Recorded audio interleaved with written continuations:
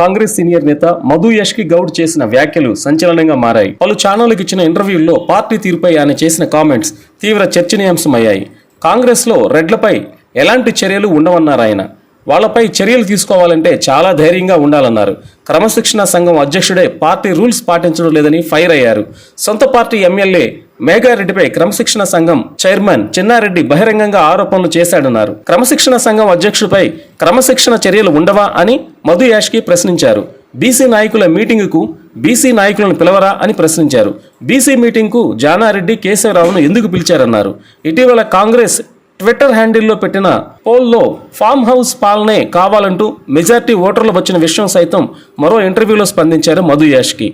Congress IT cell head ఒక అసమర్థుడు, అతనికి దిమాక్ లేదంటూ సంచలన కామెంట్స్ చేశారు మధు యాష్కి. కాంగ్రెస్ రాష్ట్ర వ్యవహారాల ఇన్ఛార్జి ఇటీవల బాధ్యతలు స్వీకరించిన మీనాక్షి నటరాజన్ పార్టీ అంతర్గత వ్యవహారాలపై బహిరంగంగా మాట్లాడవద్దని పదే పదే చెబుతూ వస్తున్నారు.